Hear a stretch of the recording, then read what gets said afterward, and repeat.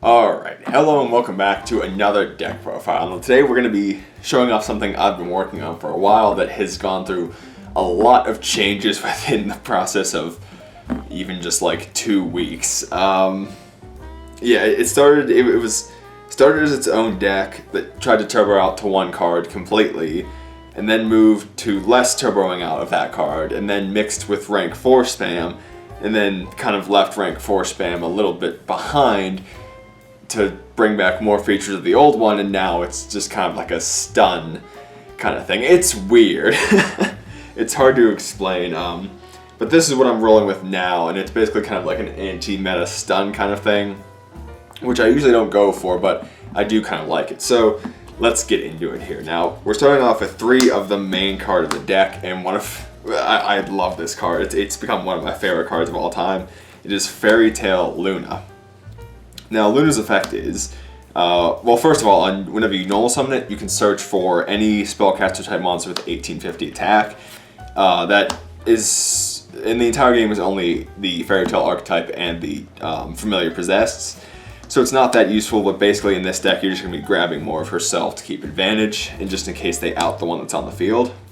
But its effect on the field is, during either player's turn, you can target one card your opponent controls, and then bounce that card and this card back to the respective player's hands, unless your opponent can send one copy of that card from their main deck or extra to the graveyard to negate this effect. So it's kind of like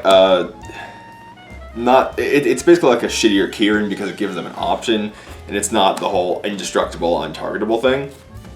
But there are some ways we can get around that, which we'll get to later in the deck profile. But this is one of the cards we're going to want to see the most, so we're also running 2 Summoner Monk just to try to get to it even faster. We're only running 7 spells, but I really want to see this card, so we're running 2 Summoner Monk.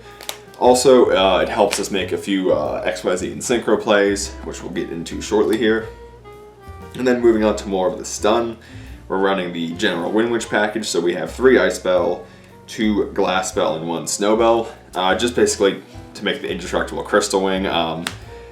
It's basically because you can drop that and then normal summon. You can drop that, do the whole Crystal Wing play, then you have the restrictions on you.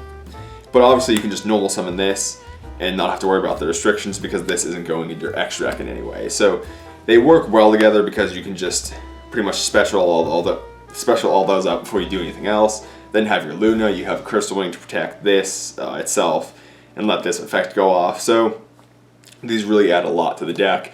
And this is actually following more in the vein of an OCG type deck, pretty much. Then also, it's this meta, so to keep up with it, we do have to run some hand traps, so we're running an interesting lineup of them. But we're starting out with 3 Ogre, which is pretty good. Then I don't have Ash Blossoms because I do not have the money for Ash Blossoms, so we're running 2 Droll and Lockbird instead, which is obviously a lot less lackluster than Ash Blossom, but it's good against Diagram because... Or mostly it's good against Terraform, because any deck that uses Terraforming now with how field spells search, you can just drop this after the Terraforming. They get their field spell, but then they can't do the searching from there. So this card is really good against Draco if they see Terraforming, Oz Magicians if they see Terraforming for Sky Iris. Pretty much anything that does multiple searches in a turn, this is good against, which is a lot of decks. So it's definitely worth maining the 2, I think. And then this card isn't really that good right now. But it's alright, and I don't have that many other hand traps, so we are running 2 Effect Veiler. It can turn off a few things. It's just alright. It's in there. It's also a level 1 tuner, so if we don't get our level 1 Wind Witch for some reason, we can use this. It's there, and it's alright, pretty much. And then rounding off our hand traps, we have the one of Maxi. Just because it's amazing. Obviously, it's at 1 for a reason. So might as well run the 1 if we see it. It gives us a much better chance of winning. So obviously, any deck should probably be playing Maxi. And then we move on to pretty much the reason that we can abuse Luna so well in the deck.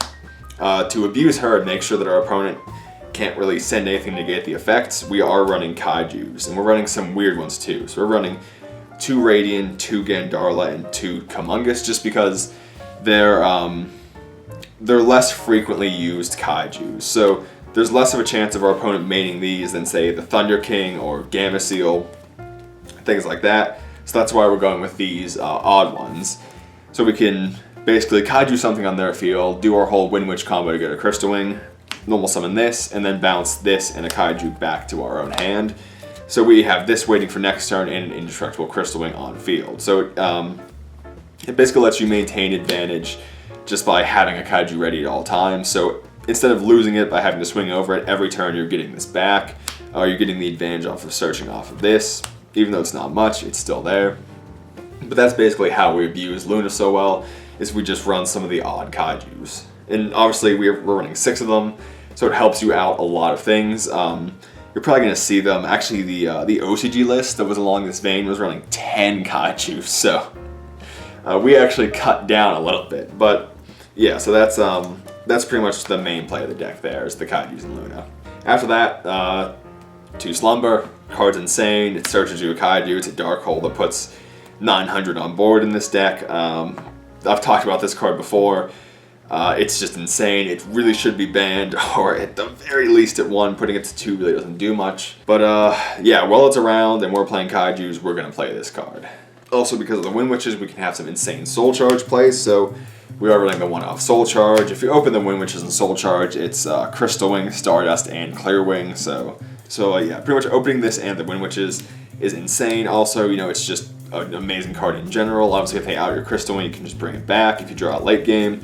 So it's definitely worth playing in the deck. Obviously, I never see this card unless it's dead, as I've talked about in previous deck profiles, but it's way too strong in this specific deck not to play. Then we have what should be 3 Cosmic Cyclones, but once again, I don't have them, so we're running 3 MST. But just with True Draco and things running around, you definitely want Cosmic Cyclones over the MSTs. But I don't have them at the moment, so I'm rocking the OG instead. But you don't really want to have to ditch for Twin Twister. And again, Cyclone banishes, which is very good right now. So yeah, 3 Cosmic Cyclones is definitely the way I'd go with this deck. And then moving on to one of the major factors of stun here, we have 1 Defissure and 1 Macro. Now, one of the things that really helps this deck in the OCG, and it's helping a lot of decks right now, is they have 3 Macro Cosmos. So say Draco goes to pop something and then search, you can basically chain this, so whatever they pop gets banished, all their spells and traps get banished, so they can't banish to pop with Masterpiece, they can't bring stuff back off of True Draco's return, I believe it is. So obviously this being a trap and banishing everything actually really helps, whereas with Defissure, you have to plop it down, it only hits monsters, so it's not hurting True Draco as much, but it still hurts certain matchups, so we are playing it. But yeah, obviously if there were 3 Macro, we'd be playing 3 Macro, because this card is damn strong right now. And then next up we have 3 Mirror Force. This one is really more of a swing position. You can swap this out for whatever you want, but I do like having the Mirror Force because this protects our Luna a little bit, because there are times where we are just going to have to bring just Luna out just so we can at least make our opponent use up resources. So even if we don't get to bounce something back, we can make them send one from deck to grave to kind of use up their resources, especially with extract monsters so they can't keep using it.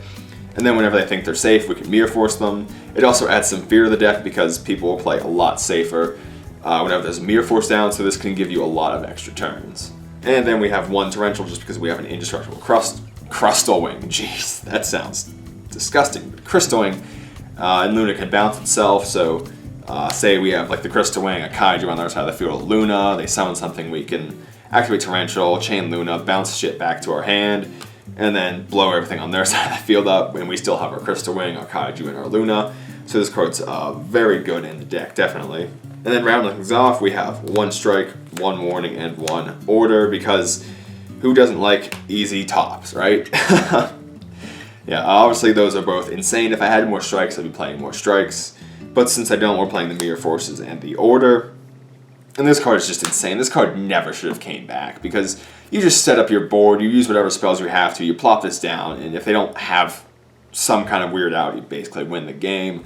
Like against certain decks, this is just an auto win. It's extremely unfair. It's basically the new Vanities, except it's hard out. But yeah, if you're like a piece of shit playing it, but this is going to win you some games, so we pretty much have to run it. But if I had more strikes, I'd be playing strikes over just so I didn't feel like a piece of shit every time I use it. But anyway, that rounds off the main deck. Moving on to the extra deck, obviously we're playing the Wind Witches, so we're going to run the whole general Wind Witch package. So we have our 1 Winter Bell, our 1 Clear Wing, our 1 Stardust, and our 1 Crystal Wing. They're all wind. This does burn damage. This is just, again, it's like a wind 7. That's pretty good. If you can bring this and Crystal Wing out, they're actually insane together. Stardust, again, it's a level 8 wind. It's good against Twin Twisters. It's good against Dryden. And then obviously Crystal Wing is the main play you're going to want to go for. But yeah, the Wind Witches, it's an instant 13 burn if you're using this, and then an indestructible Crystal Wing. And this is just the standard package we're going for. And then for our last synchro, we're running 1 Aedris, just because we do have the level 1 Wind Witch and we have 2 Veiler, so we can make a few level 5 synchro plays. Say if they leave our Luna on field, we could normal that, sync for this in case they have like a Mirror Force or something. Swing. I'd be playing a Chambara if I had one, but I don't, so we're going for the Aedris. But I do like playing 1 level 5 synchro just for those times where it does come up. Moving on from there, we are playing level 7 and 8 Kaijus, and we do have level 7 and 8 synchros, and occasionally we might get stopped on those and not be able to go for our Crystal Wing or a Stardust, or say we have a Stardust and a level 8 Kaiju, or one of these and a level 7 Kaiju. So we do want to run some level 7, or some rank 7s and 8s just in case, so we are running 1 Flare Metal and 1 Felgrand. These can be whatever you want. This could be Big Eye, this could be Hope Harbinger. I do have a Big Eye, but I like Flare Metal better. Just late game, bring this out burn. It can't be destroyed, so it goes well with the Crystal Wing. It works with Torrential. Basically just the fact that it protects itself I really like. And then Felgrand, again, it protects itself. It also hurts your opponent. I just really like Felgrand. So that's why I'm running that over Hope Harbinger and over Big Eye and stuff. But yeah, pretty much any 7 and 8 you like could really go in here. I just like to run them just in case. And then moving on to some rank 4s. We have 1 Castell, 1 Diamond Dyer, the full Utopia package. Again, these are just pretty much your outs to anything. If you have a Tornado Dragon, play that instead of the Diamond Dyer. But I don't happen to have one right now. But obviously this is out to pretty much anything. Out to spells and traps or monsters. Out to any big monsters like Chaos Max or something. So these are pretty much your outs in the deck. And then for a little bit of stun, we have Giant Hand, just in case we have to go for that as a rank 4. For a little bit of recovery, we have 1 Daigusto Emerald, just to recycle our resources. Say we want Wind Witch again, we can put some Kaijus back for a Slumber. There's a lot of things you can do with this card. And because we do have Ghost Ogres and the level 3 Wind Witches, we are running 1 Grand Pulse. Obviously, if you have a Break Sword, play that instead. There's a lot of stuff, a lot of suboptimal things I'm running because I don't happen to have the best cards. I traded away my Break Sword for an Invocation, but I like that because I like the deck better than having 1 Break Sword. But yeah, obviously if you have a Break Sword, play that instead. But again, this is a 28, but it can pop some spells and traps, so it's pretty decent. But yeah, that's it for the extra deck. Alright, so that about does it for the deck profile. If you guys have any ideas, leave them down in the comments. I'd like to hear them. I want to try to make this as good as I can, so if you guys have any ideas or anything I haven't thought of, leave them down below. Obviously, if it's like play Ash instead of Droll and Lockbird, don't leave that, because I explained why I'm not. But yeah, if you guys can think of anything I didn't say, definitely leave it down below, because again, like I just said, I do want to try and make this as good as possible, because I think there's something here, and I think I could try to work this and steal some wins with it. But anyway, thank you guys for watching. If you have any ideas for decks you want to see, leave them down in the comments below, and I'll try to do those on Wednesdays, where I'm pretty much just doing fan requested decks. I might be a little slow getting them, because even with how small the channel is, there are a lot of requests that I'm only doing 1 a week. But if it's a good idea, I will try to get to it as soon as I can. But anyway, thank you for watching, and I'll see you later.